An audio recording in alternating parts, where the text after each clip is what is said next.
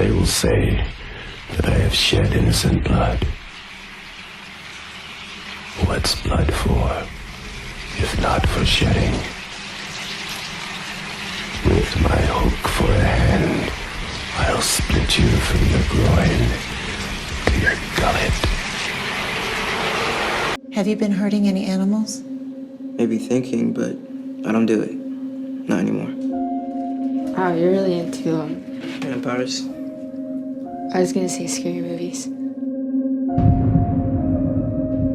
So you heard, huh? No. Someone killed a white boy in the basement. So what are vampires like? I think it starts with drinking blood. Like you have a need to. Eventually that's not good enough. So you switch to animals and people. So you really like him? Yeah, I do. Whatever it is you're doing,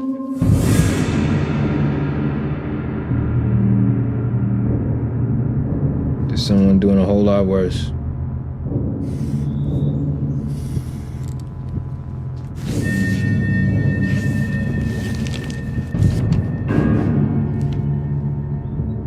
Why are you avoiding me?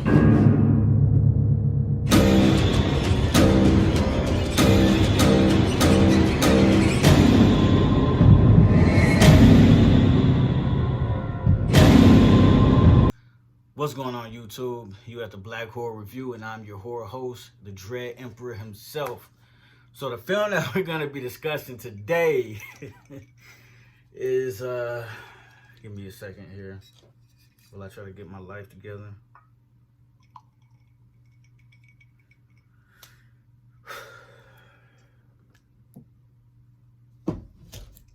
You're going to need to drink after this one.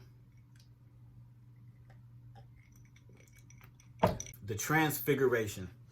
The Transfiguration is an independent horror film starring Eric Ruffin and Chloe Levine, directed by Michael O'Shea. Now, The Transfiguration follows a troubled teen Milo who hides behind his fascination with vampire lore. When he meets the equally alienated Sophie, the two form a bond that begins to change Milo's dark obsession, blurring his fantasy into reality. Now, I am not a huge vampire movie fan. In fact, I really don't like the genre at all. I much rather prefer the body horror elements of werewolves over, the sex appeal of vampires. Vampires are pretty much, like a sex appeal thing towards women. You know what I'm saying? That's why the Twilight books were really, really popular amongst young teenage girls, because vampires are just like, they have like this type of sex appeal and royalty to them that kind of are like manipulative and persuasive and charming women, you know what I'm saying? But this film, The Transfiguration, is a vampire film in a sense that this is the closest you can ever go, the closest you can ever come to a realistic vampire movie ever made, depicted in this film. What I'm saying is that this film is very, very realistic, and yet it is a vampire film in the same sense. You can say, how is it a vampire film when vampires aren't real? Granted, this kid doesn't have powers, but he's doing things that vampires do. Now, you can take that any way you want it and do what you want with it, but this movie is really, really great. Brooding, dark, tough, gut punch of a watch to get through. Starting with the actors. The actor Eric Ruffin gives a very, very good performance. All the performances in this movie are all around great. There wasn't one performance where I was like, with independent films, it's kind of hit or miss. What I'm getting at is that this main actor, Eric Ruffin, essentially he experiences a traumatic event that pretty much begins to transform and shape and mold him into the process of his transformation into a vampire. Now, there's no transformations. Like I said, this is grounded in reality. The film gives off a vibe of Let the Right One In, which is a very, very popular horror movie in regards to a vampire. But this gave me vibes of Let the Right One In tonally, almost with the story structure as well. And it also gave me that ghetto Gothic vibe that you got from the first Candyman film. You know, that the city itself was alive in a certain way. Like Candyman's character was not only a spectral figure of a ghost, but it was also a reflection of the complete griminess of that ghetto. You know what I'm saying? And that's what this film does. The environment itself feels like it's its own character. And movies like that, where the environment kind of stands out, and it also, when an environment shines so well in a film that it's almost counted as a character, that's always an amazing thing, because you get the beauty of cinematography is at work.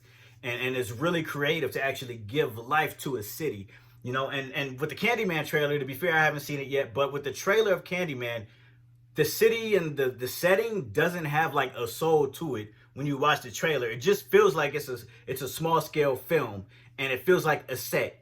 You know what I'm saying? It doesn't feel like the area in LA or Cabrini Green or wherever the hell the new Candyman takes place. In that trailer, you don't get a vibe that the city itself is a character.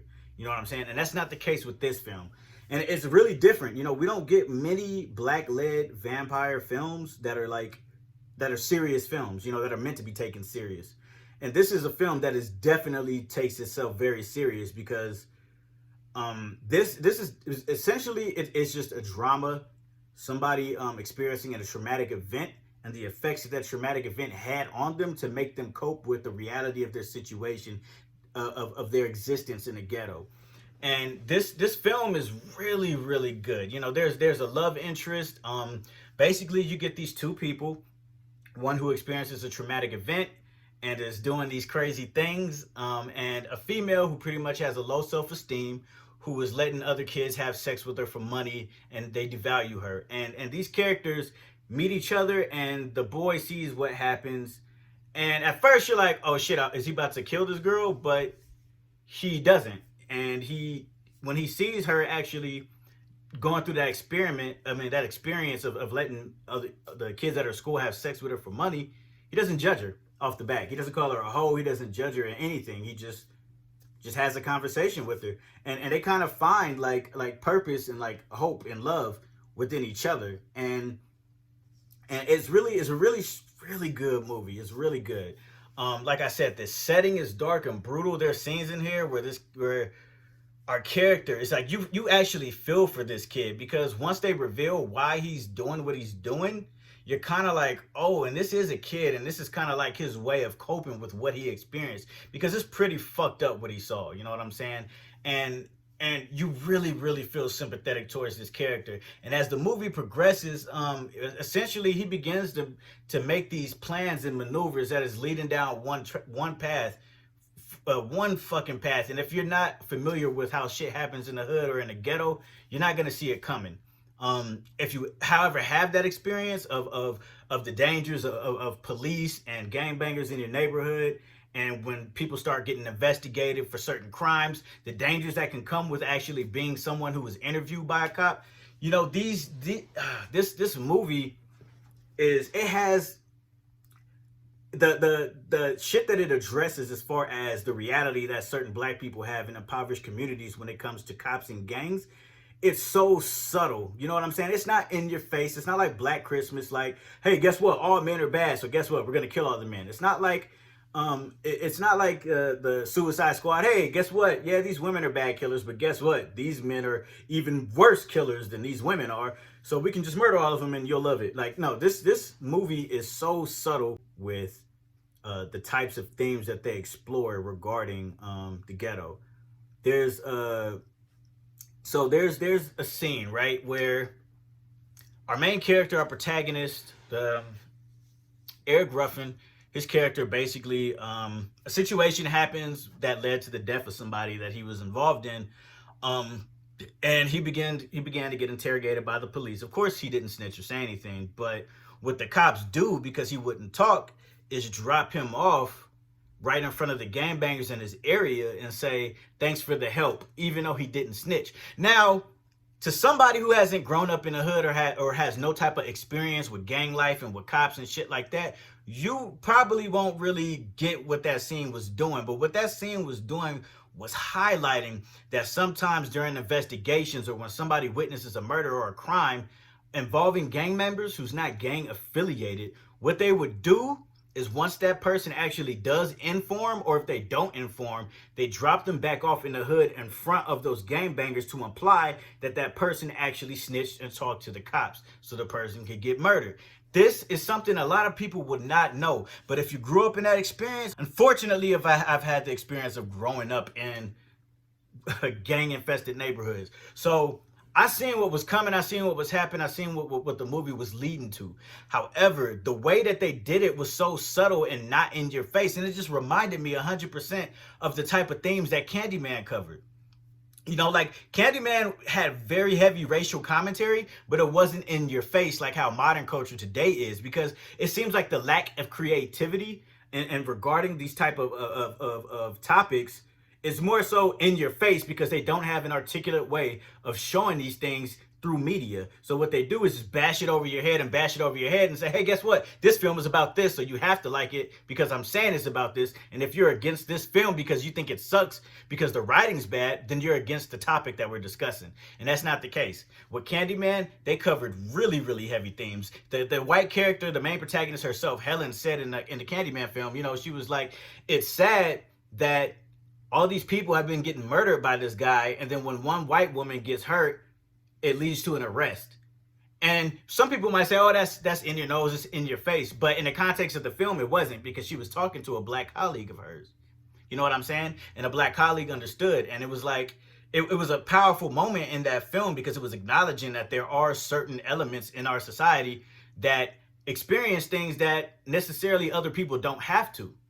And it's not saying that because black people experience this, they're better. Because white people don't have to experience it, they're better. They're just presenting you with a situation, a piece of reality that happens. And they're not trying to pick sides or anything. They're just